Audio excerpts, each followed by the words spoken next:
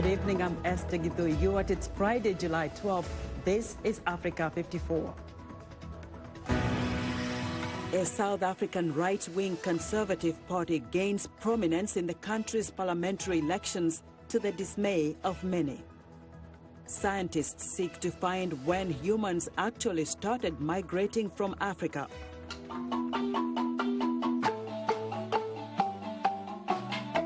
And in our entertainment report, we'll take you to Zimbabwe, where one couple is helping educate neighborhood youths by offering free music and dance instruction.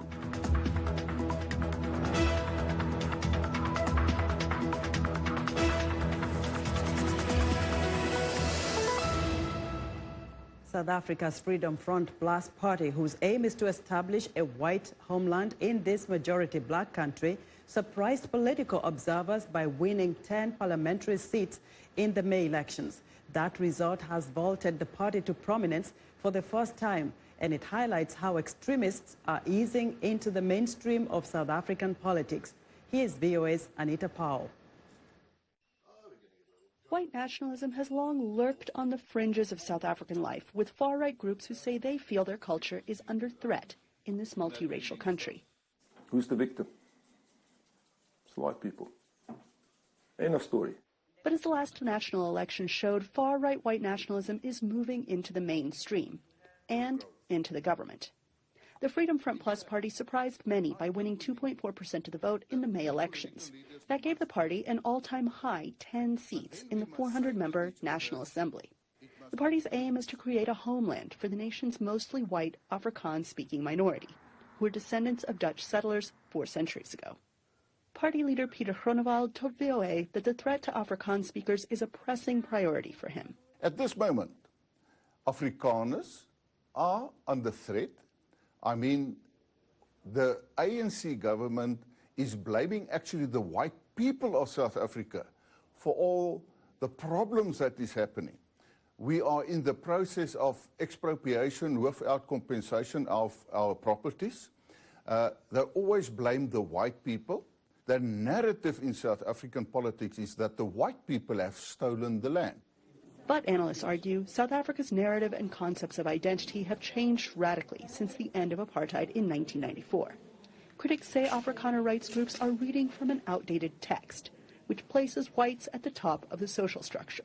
It appears that they are not being able to let go of that historical supremacy. The reason I'm saying this is not because I'm totally against what they are doing, but they have not reformulated a sense of identity.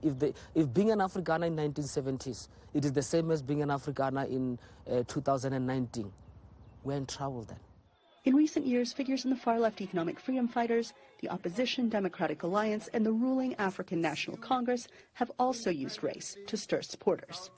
The EFF has been especially strident, demanding that key economic sectors be nationalized and controlled by blacks, similar to what Robert Mugabe tried to do in Zimbabwe. It's a clear indication of the emergence of extremism in South Africa's politics. It is actually Freedom Front Plus. Their performance is a symptom of the body politics of South Africa. It is actually how South Africa's body politics work. It is how other parties are well positioned. Groenewald says his immediate goals are not extreme, but says among them is to end race-based affirmative action in South Africa. Anita Powell, VOA News, Klerksdorp, South Africa. Sudanese security forces say they have foiled an attempted overthrow of the nation's military leadership, according to a spokesman for Sudan's ruling military council. Security forces say they are now pursuing additional officers who participated in plotting the derailed military coup. Lieutenant General Gamal Omar said in a statement that at least 16 officers, including the renegade leader, are under arrest after the council thwarted the coup on Thursday. Omar says the attempted coup came at a critical time ahead of the agreement with the pro-democracy coalition group Forces for Declaration of Freedom and Change. The military and the alliance agreed last week on a joint sovereign council that will run the government for 3 years while elections are being organized. The emerging deal follows the military's ouster of former President Omar al-Bashir in April after 2 weeks of pro-democracy demonstrations. Now, anthropologists know that humans migrated to Europe out of Africa thousands of years ago, but it's been hard to get a firm date on when and how, or even why. Now, thanks to new technology, some old bones may help scientists narrow down the when of human migration. Faith Lapidus narrates this report from VOA's Kevin Enox.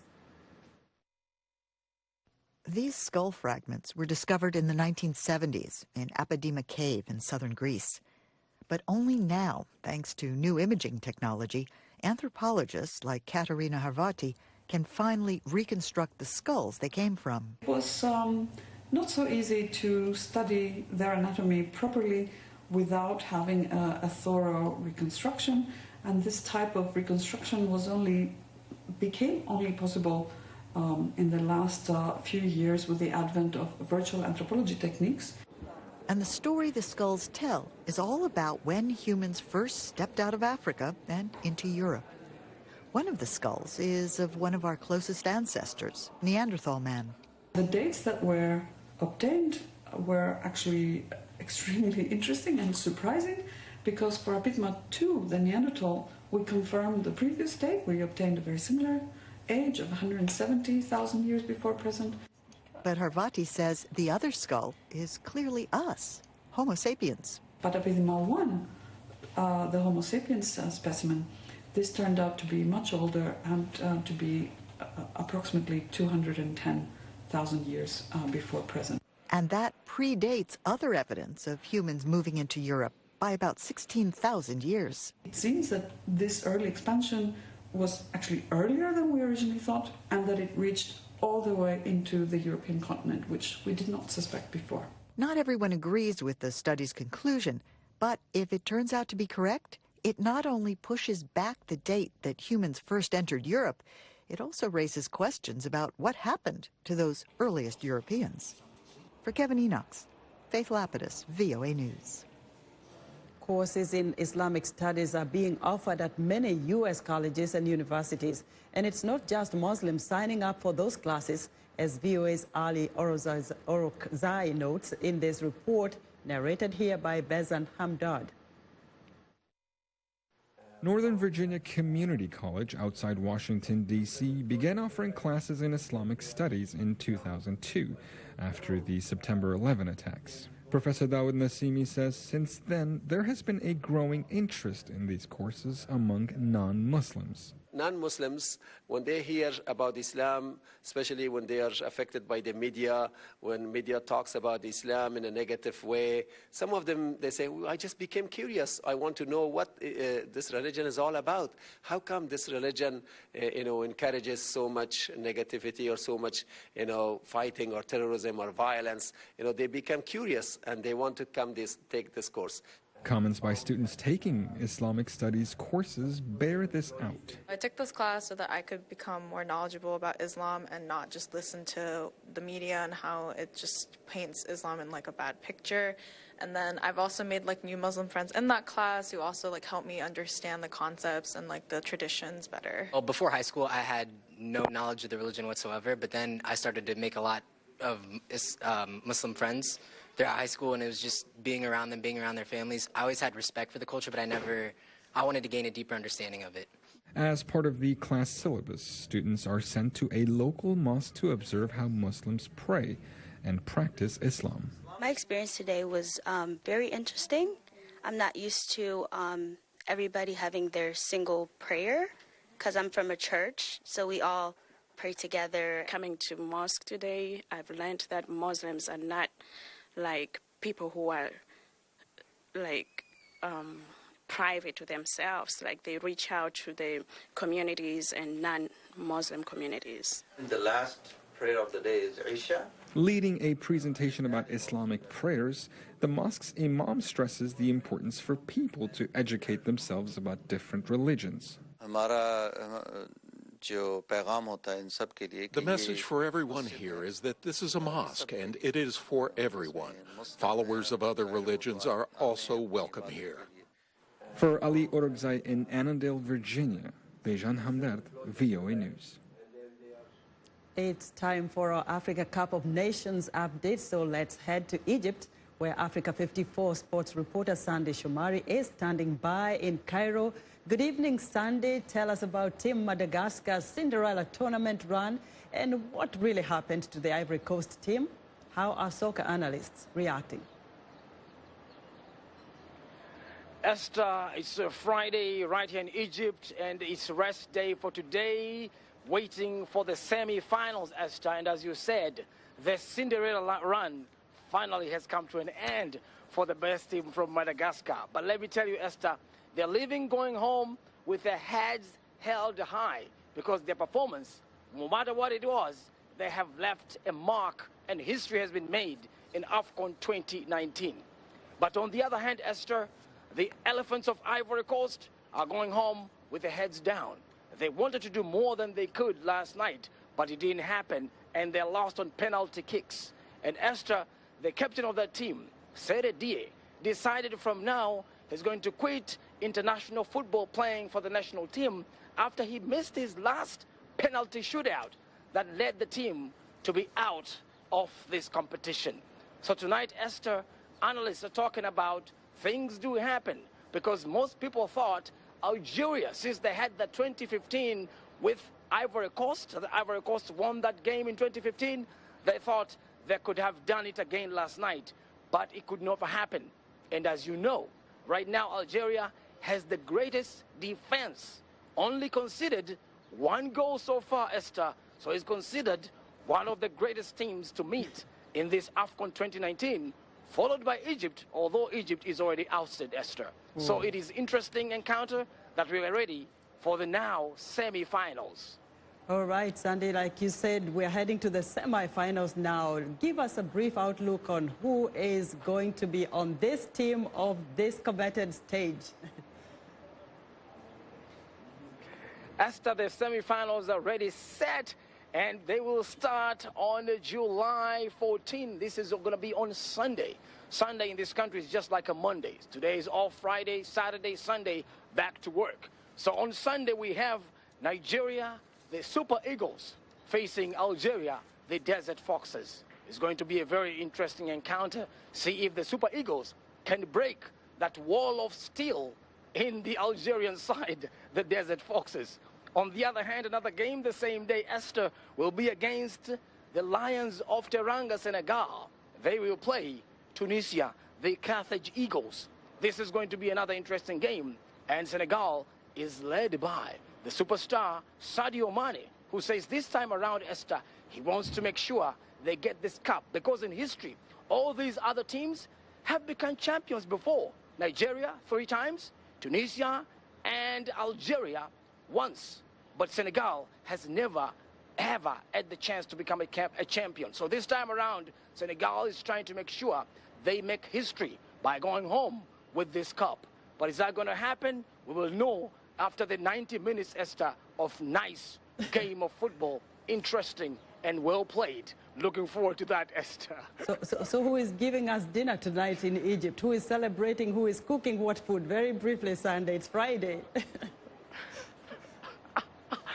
As I'll tell you, Friday is like a Sunday here. Things are very well. Dinner is available all over the corner. Shawarma, if you know the food here, very common. And also people are smoking shisha all over the place and watching the games. So it's interesting dinner tonight. Okay, you go have some dinner, Sunday. We'll chat on Monday. Thank you so much. All right, it's always great speaking with you, Sandy. As you know, Africa 54 sports guru Sandy Shomari reporting live from Cairo. We're excited to hear what you think about Africa 54. Join the discussion on Facebook. The address is Africa 54. We're also streaming our broadcast live on Facebook. Please watch and share our show with your friends. Also check out our headlines 24/7 on voaafrica.com. Still to come, a female producer from Uganda gets recognized at this year's African Film Festival in Dallas, Texas. We'll be back.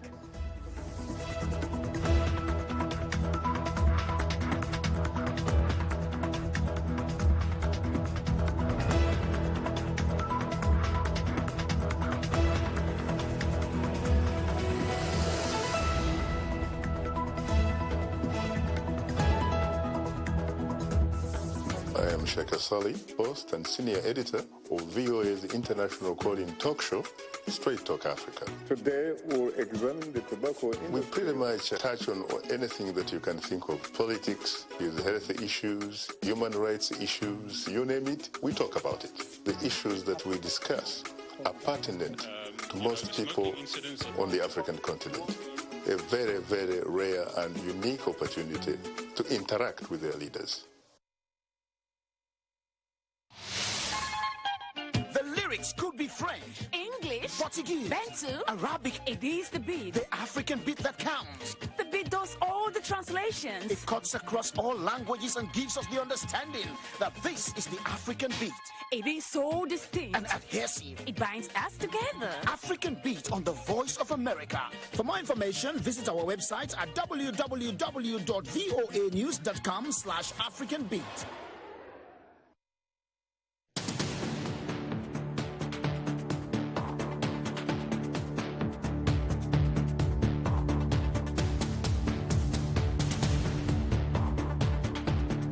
An Italian court has ruled that an Eritrean man extradited from Sudan in 2016 was the victim of mistaken identity and dismissed allegations that he was a ruthless human trafficking kingpin. However, the judges on Friday ruled that the man identified in court as Medanie Yedego Mered was still guilty of abetting people smuggling and sentenced him to 5 years in prison. Mered has already spent 3 years behind bars, and the court says he could be freed. The verdict represents a setback to both Italian and British investigators who worked together to secure Mered's arrest, and the man they say is notorious Eritrean smuggler nicknamed the General. Both countries hailed his capture at this time as a rare victory in the battle against human trafficking. Now, U.S. rhythm and blues singer R. Kelly is once again behind bars after being indicted on federal sex crimes and obstruction of justice. Kelly, who is already facing sexual abuse charges, was taken into custody Thursday night. The 52-year-old Grammy winner, whose real name is Robert Kelly, continues to face mounting legal troubles after the American Lifetime Network aired a documentary called Surviving R. Kelly, which revisited allegations of sexual abuse against girls.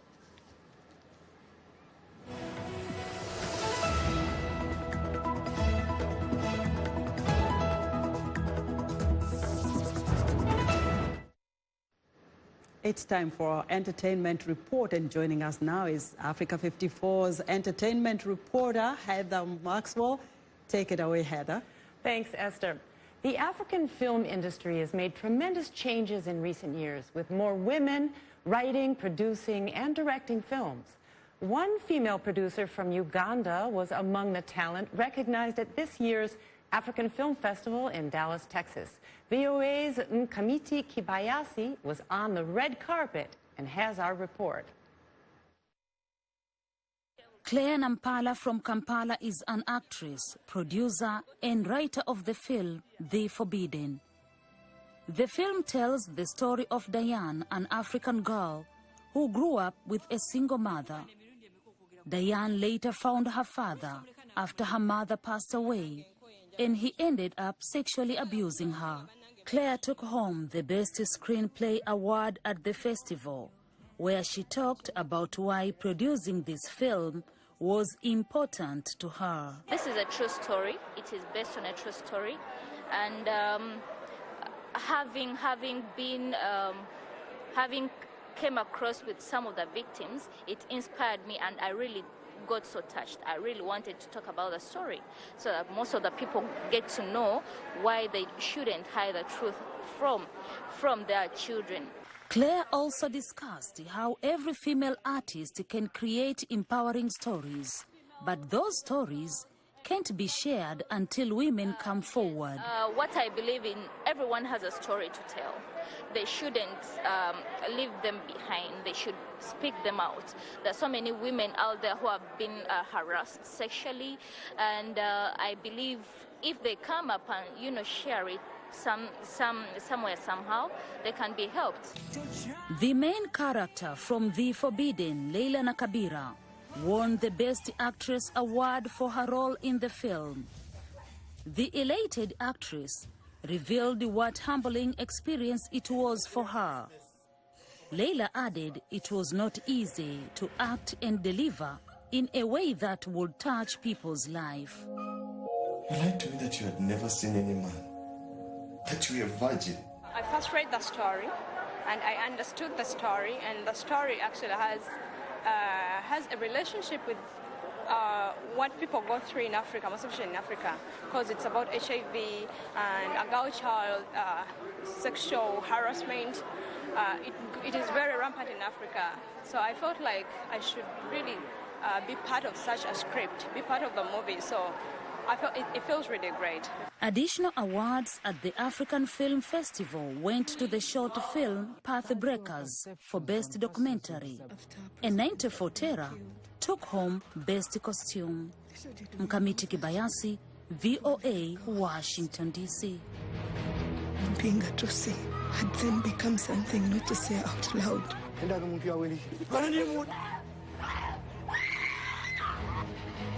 But we were horrified by everything. This week, we're featuring a story of how one couple, Jacob Mafuleni and Martha Tom, help educate neighborhood youths by offering free music and dance instruction in their home. I recently visited their home, also known as Tsoro Arts Center in Harare. The teachers and students show off their mbira and marimba skills.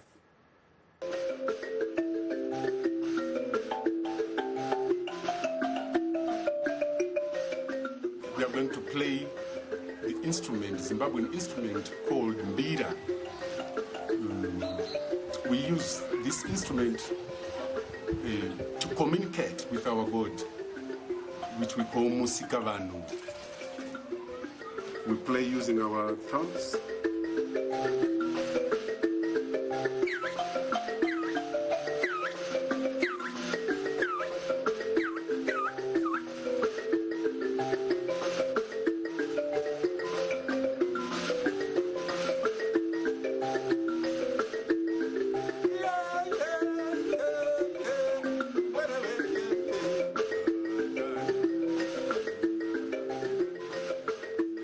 As you can see, this is our residential place, but we had to turn it to be an art center because we wanted to teach our community what we do, what we know about Zimbabwean culture, Zimbabwean music. So, yeah, we just decided to turn it into art center.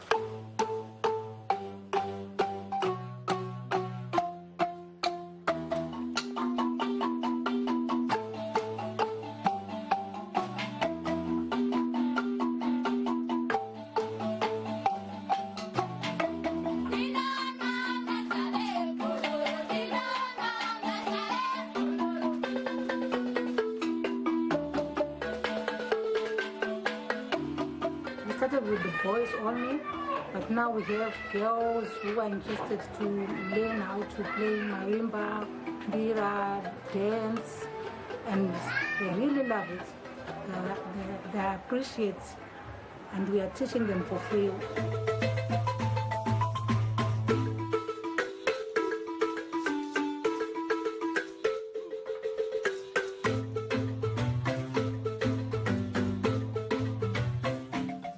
This thing is now like growing. We didn't think it's gonna grow like what it is right now. But How many students do you have? We have 23 kids, totally all and all. And then we have ages between 6 and 11. And then we have a teenager group which is between 14 and 17. And then we also have a women's band, all women. Are you in the women's band? Of course, yes.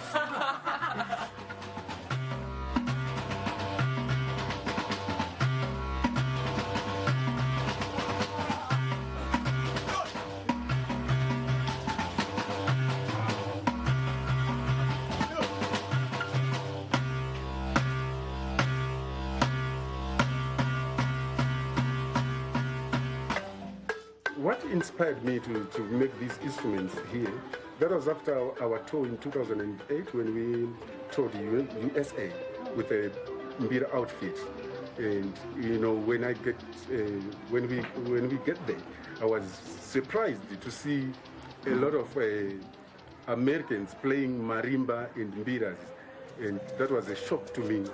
Like, there is a lot of groups who are doing Zimbabwean music in the States. So when I came back here, I was like, you know what? At the end, we're gonna buy these mbiras coming from the States, or buying these marimbas coming from the States. I need to do something for the community. I need to do something so that this type of music keeps growing, keeps existing here in Zimbabwe. So that's when I started to think of making marimbas and mbiras at a higher level.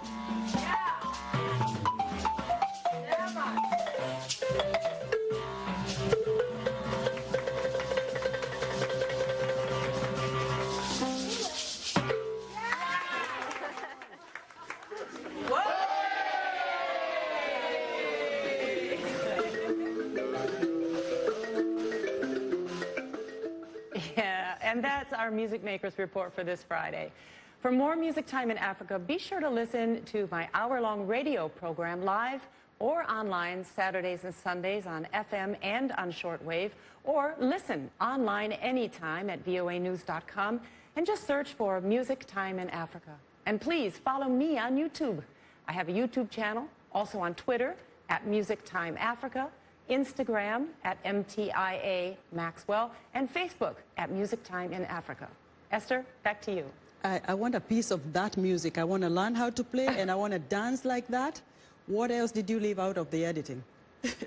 Well, you know, there was so much more dancing and playing by those groups and other groups, younger kids. They all wanted to show off what they could do. We just had a whole afternoon there of mostly music making. So I had to leave, unfortunately, a lot of that out. I want to go to Zimbabwe just to learn that. I love it. It's wonderful. Oh, it's good physical exercise. You can express yourself creatively. It's just amazing. I know you're going to do that right after the show. I'll show you after.